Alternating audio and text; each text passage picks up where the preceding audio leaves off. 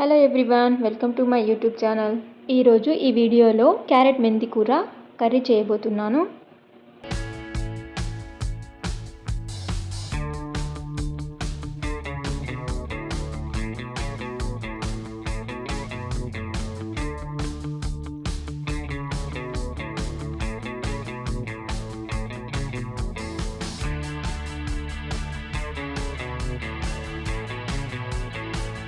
ఇలా carrot peel తీసుకొని చిన్నగా కట్ చేసుకోవాలి, ఎందుకంటే క్యారెట్ తొందరగా ఉడికిపోతుంది.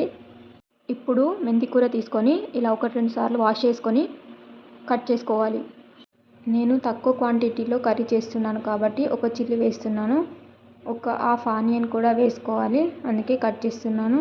చూడండి, ఇక్కడ మా బాబు కట్ చేస్తుంటే ఏం కట్ చేస్తున్నావు అమ్మా, ఏం చేస్తున్నావు అని అడుగుతుండు. ఆనియన్ కట్ చేస్తున్నాను అంటే ఆనియన్ చూసి అమ్మ నాకు ఇవ్వు, నేను తినేస్తా అంటుండు. ఇలా పచ్చి వెజిటేబుల్స్ తినేస్తాడు మావాడు.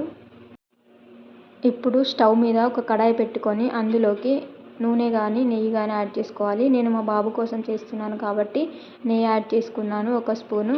ఇప్పుడు ఇందులోకి జీలకర్ర, ఆవాలు, మెంతులు వేసుకోవాలి. ఇవి వేగాక పచ్చిమిర్చి యాడ్ చేసుకోవాలి.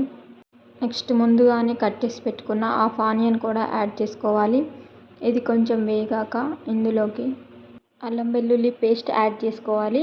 ఇది పచ్చివాసన పోయేంత వరకు వేపుకొని ఇప్పుడు ఇందులోకి ముందుగానే వాష్ చేసి పెట్టుకున్న మెంతి కూర యాడ్ చేసుకోవాలి.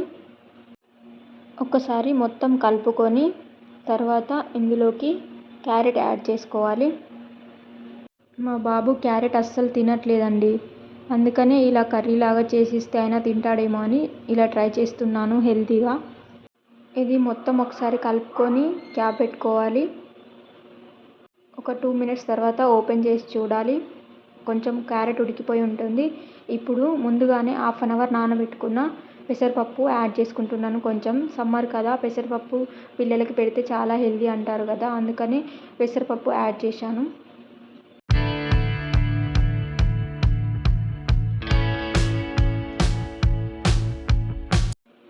ఇప్పుడు కొంచెం చిల్లీ పౌడర్, కొంచెం సాల్ట్, ధనియా పౌడర్ కూడా యాడ్ చేసుకోవాలి.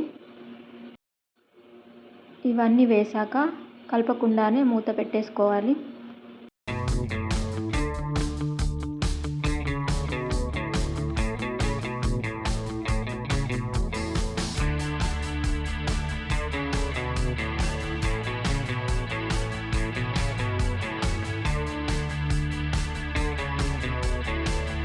ఫైనల్గా కొత్తిమీర వేసుకొని మళ్ళీ ఒకసారి కలుపుకోవాలి. నేను ప్రతి కర్రీలో కొత్తిమీర ఎక్కువగా యాడ్ చేస్తాను, ఎందుకంటే మా బాబు చాలా ఇష్టంగా తింటాడు.